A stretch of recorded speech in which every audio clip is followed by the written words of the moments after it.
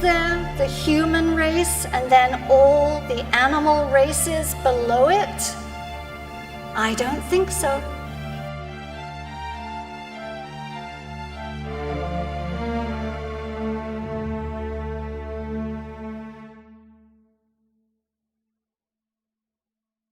Why does PETA kill cats and dogs by the thousands instead of finding them homes? Simply, PETA does not believe in pet ownership. Ingrid Newkirk has called pet ownership an abysmal situation. She further elaborated on her goal for destroying the human-pet bond. If people want toys, they should buy inanimate objects. If they want companionship, they should seek it with their own kind. In the end, I think it would be lovely if we stopped this whole notion of pets altogether, she has said. Ridiculously, PETA's argued that outdoor cats should be summarily killed instead of allowed to live. In a 2014 interview with the Washington Post, Newkirk argued that outdoor cats would be better off dead because they might contract a future illness or be hit by a car in the future. In PETA's twisted mind, it's more humane to just euthanize the animals than for a hypothetical harm to befall them in the future. PETA's pro-killing attitude is part of its core, and it should shock any animal lover. This quote is the opening statement of popular anti-PETA site PETAkillsanimals.com and is a condemnation of the actions of PETA and a call to action to speak out against them. Among the many opponents of PETA, PETAkillsanimals.com is the most popular and is the origin of the rumors that have led to PETA to be viewed less favorably in the public eye. However, all the claims made by PKA in this statement are false, and these and subsequent claims are all misrepresented propaganda that is working to make money off a lack of animal rights. To first understand why one would hate PETA, one must understand what PETA is and what they do. According to PETA, they are the largest animal rights organization in the world, with the mission statement that PETA opposes speciesism, a human supremacist worldview. PETA opposes the use of animals for food, lab testing, clothing, and entertainment.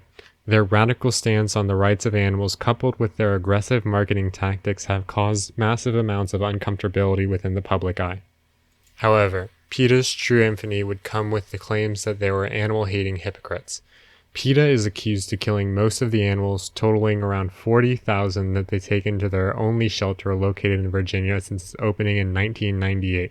Many anti-PETA advocates claim that this is because PETA does not believe that animals should be pets, and that they have decided to euthanize those animals instead of allowing them to be adopted.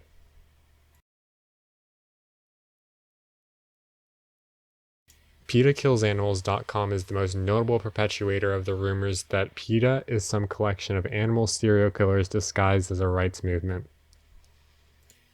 This website claims to be the origin of the data on PETA's shelters information.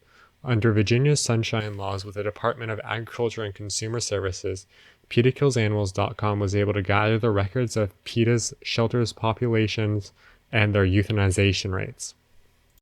Curiously, PKA.com only links to a PDF of the documents from 1999 through 2010, yet they list the years 1998 through 2021 on their graph of dogs and cats killed by PETA. These statistics not sourced are roughly correct. However, this mistake of not citing one's sources will begin to develop into a pattern of not relying on the reality of a situation and preferring instead to further demonize PETA to fulfill PKA.com's agenda.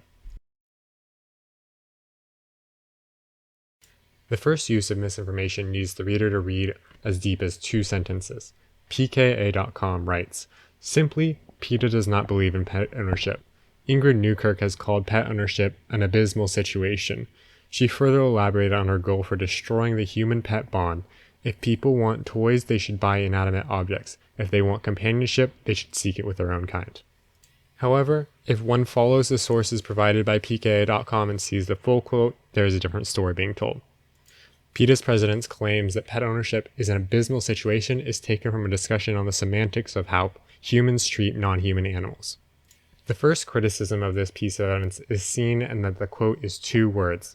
I understand that there is an amount of paraphrasing going on, but the full quote doesn't prove PKA's claim either, stating, "Pet ownership is an abysmal situation brought about by human manipulation."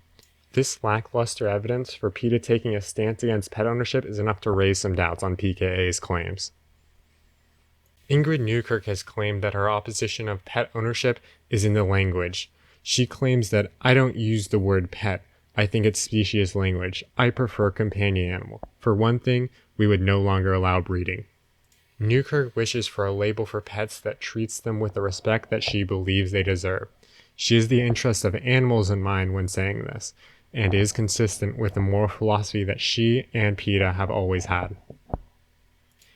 Newkirk continues, theorizing about a future where animals are given the respect to act as the autonomous protected beings that she and PETA believe they deserve to be, by saying that, but as the surplus of cats and dogs, artificially engineered by centuries of forced breeding, declined, eventually companion animals would be phased out, and we would return to a more symbiotic relationship, enjoyment at a distance. Newkirk opposes pet ownership when it does not hold the animal's best interests in mind. This, again, is consistent with the moral philosophy of PETA and Newkirk. She is not anti-pet, but she is criticizing some of the aspects around pet ownership that she deems unethical. And these aspects that Newkirk criticizes are practices such as breeding and the language surrounding pets that implies that one being is just in their ownership of another, which have been vocally opposed by PETA. The second quote, in which she elaborated on her goal for destroying the human-pet bond, begins as such. The bottom line is that people don't have the right to manipulate or to breed dogs and cats. If people want toys, they should buy inanimate objects. If they want companionship, they should seek it with their own kind. This second quote is not against pet ownership. It is against pet animal breeding. PETA has made their opposition to animal breeding for the purpose of pet shops no secret, and this quote does not indicate that they have an anti-pet ownership agenda. This quote affirms PETA's belief that acquiring pets through breeders is unethical. PETA elaborates on their anti-breeding position in the article Why No One Should Ever Support a Dog Breeder, saying, more than 6 million animals end up homeless every year, and half of them must be euthanized because there simply aren't enough proper homes for them. Many other unwanted animals who are abandoned but never make it into a shelter suffer and die after being hit by cars or attacked by other animals, succumbing to the disease or the elements, or enduring other awful fates. The impact of breeders is not exclusive to the animals that they breed either. Animal overpopulation in cities impacts human activity, and these animals can become dangerous. In addition to threats towards humans, animal overpopulation from pet breeding can cause impacts on wildlife populations and natural resources, endangering natural ecosystems. PKA continues in their attempt at misconstruing the words of Newkirk, saying, in the end, I think it would be lovely if we stopped this whole notion of pets altogether. We can understand what Newkirk meant by this by understanding the full picture. Newkirk's issue with pets is one of language. Newkirk has expressed her opposition to pets in a consistent manner across multiple interviews, and the fact that PKA's claim is so easily disprovable proves one of two things. The writers at PKA did not read enough before making the bold claim that PETA kills animals because they don't believe in pets, or that the writers at PKA are misrepresenting the truth for the sake of some agenda.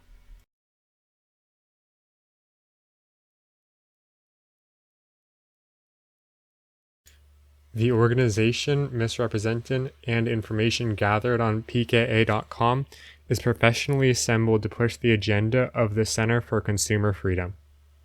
They have since rebranded themselves as the Center of Organizational Research and Education, but have maintained their views and sponsors.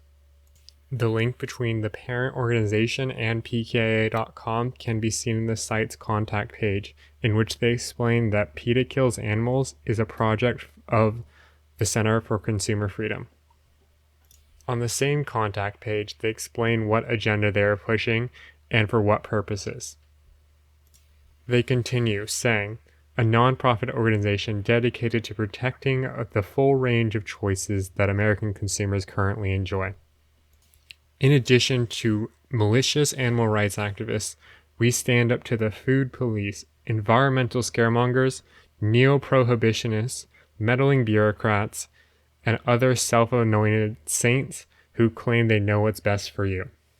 This paragraph breaks the character of concerned animal lover that PKA has tried to develop. PKA makes it clear here that they are against animal rights and environmentalists. They would rather have it so that they can skin every cat and dog that PETA euthanizes and destroy the environments that PETA seeks to protect. As with much of American politics, one must follow the money to uncover the true agenda. While the CCF can masquerade as animal lovers on their website to vilify PETA for euthanizing animals, their sponsors represent a viewpoint and profit stream that doesn't share PKA.com's facade of animal love. Their corporate sponsors include Wendy's, Outback Steakhouse, Cargill Tyson Foods, Pilgrim's Pride, Gruss Company, Cargill Processed Meat Products, Overhill Farms, and Standard Meat Company. These are some of the largest perpetuators of animal agriculture, and it serves their best interests to support lobbying groups like the CCF to work against animal rights in whatever way possible, whether it be through propaganda or through government lobbying. The purpose of the CCF is to be a lobbying group for some of the largest animal agricultural reliant businesses with the sole intention of increasing profits of its sponsors.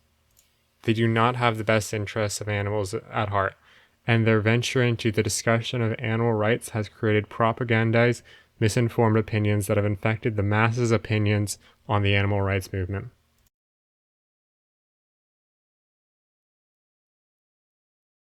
The fundamental claim present within the title and URL of PKA.com is that PETA kills animals, and that claim is true. PKA suggests that it's because PETA wishes to end pet ownership, but the quotes that they use as evidence fail to prove anything except PETA's opposition to breeding and issue with, as they claim, specious language.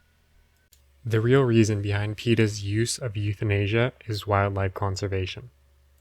The Washington Post writes in an article addressing the euthanasia of cats, saying that the American Bird Conservancy, the Wildlife Society, and several veterinarians who have studied outdoor cats make many of the same arguments. Free-roaming cats kill too many birds. They continue, quoting George Fenwick, president of the American Bird Conservancy. There are so many of them, we can't even take care of them. The whole idea that we can't use population reduction and population management as a technique is antithetical to 100 years of wildlife management. There's a misguided notion that euthanasia of cats is somehow immoral. It's not immoral, it's just a sad and necessary fact. Cries that PETA kills animals and are therefore hypocrites are the cries of the naive or the dishonest. Some animals must be euthanized so that the ecosystem may function properly. This protects the welfare of many animals, and as Fenwick said, it's not immoral, it's just a sad and necessary fact. Other critics of PETA's use of euthanasia care less about the fact that it is done, but instead criticize the rate of PETA's euthanization. PETA's rate is especially high, but that is because of the purpose of PETA's shelter. PETA addresses their high euthanization rate, saying that unlike selective admission shelters, PETA operates what would be called a shelter of last resort, a safe place where no animal is turned away ever. Through acting as a shelter of last resort, PETA is able to take animals from no-kill shelters so that they maintain their label and gain government sponsorships exclusive to those types of shelters. PETA provides a valuable service that bears both an economic and social burden. They exempt themselves from the funding exclusive to no-kill shelters and provide the service of euthanization. Their reward for carrying this burden is hate from the public eye.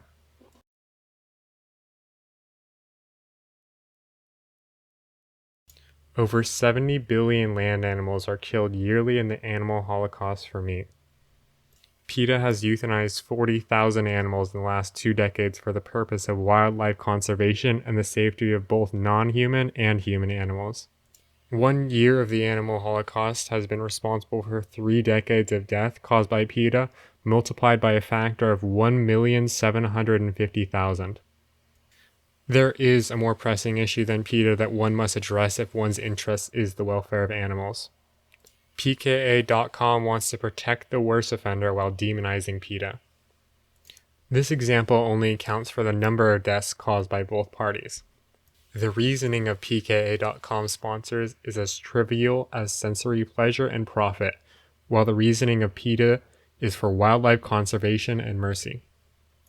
PKA claims in one breath to be animal lovers, and in the next they are the project of a lobbying group that works for the best interests of food corporations responsible for the deaths of billions, or even trillions of animals. PKA.com is more hypocritical than PETA could ever be.